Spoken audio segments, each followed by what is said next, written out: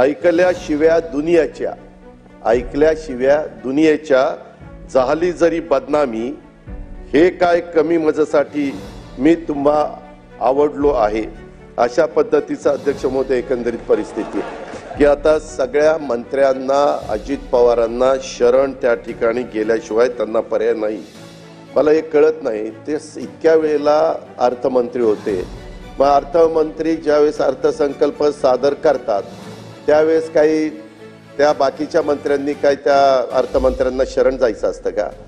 कारण एकीकडे शिव्या द्यायच्या, एकीकडे बोलायचं, पुन्हा थोडं कौतुक पण करायचं, एकीकडे मारल्यासारखं करायचं। त्यांच्यासारख्या व्यक्तीकडनं अशा प्रकारची अपेक्षा शरण जाणं किंवा इतर काही गोष्टीचा उल्लेख, शब्दांचा उल्लेख करणं अध्यक्ष महोदय हे काही बरोबर नाही। त्याबद्दल मी जनतेचं पण मनापासून आभार मानतो, मतदारांचे आभार मानतो, त्यांना धन्यवाद देतो। अध्यक्ष महोदय, महायुतीच्या सन्माननीय सदस्यांनी कौतुक करणं मी त्या ठिकाणी समजू शकतो, कारण ते आमच्या सरकारमधले पाठिंबा देणारे सगळे घटक आहेत। परंतु समोरनं आता भास्करराव इथं नाही आहेत, परंतु भास्करराव असतील किंवा काही सन्माननीय सदस्यांनी देखील अर्थसंकल्पाचं त्या ठिकाणी कौतुक केलं। त्याच्या मागचं कारण काय, खरोखरीच त्यांनी मनापासून त्याचं कौतुक केलंय का अजून त्याच्या पाठीमागं काही वेगळी भावना आहे?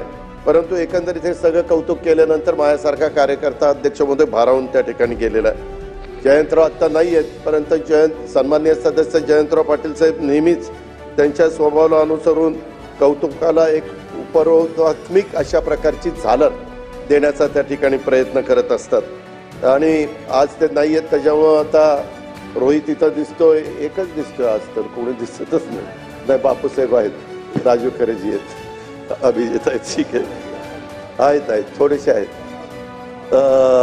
मंत्रिमंडळात त्यांनी बोलत असताना अध्यक्ष महोदय तुम्ही ऐकलं असेल, सभासदांनी ऐकलं की आता सगळ्या मंत्र्यांना, अजित पवारांना शरण त्या ठिकाणी गेल्याशिवाय त्यांना पर्याय नाही।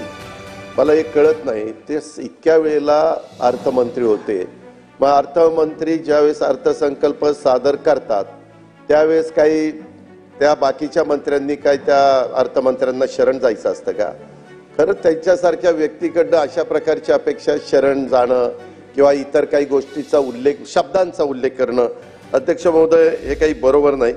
शेवटी आम्ही सगळ्यांनी नेहमीच राज्याचे मुख्यमंत्री देवेंद्रजी असतील, उपमुख्यमंत्री एकनाथरावजी असतील, मी असेल किंवा आमच्या मंत्रिमंडळातले सगळे मंत्री, राज्यमंत्री असतील, हे सगळे आम्ही सांगतात की आमचे सगळ्यांचे एकी आहे, आमच्यामध्ये कुठेही वाद नाही आहेत, परंतु वेगवेगळ्या पद्धतीनं तशा प्रकारच्या बातम्या रंगवण्याचा प्रयत्न अध्यक्ष महोदय त्या ठिकाणी केला जातो, परंतु त्याला काही अर्थ नाही हे देखील मी या निमित्ताने सांगेन।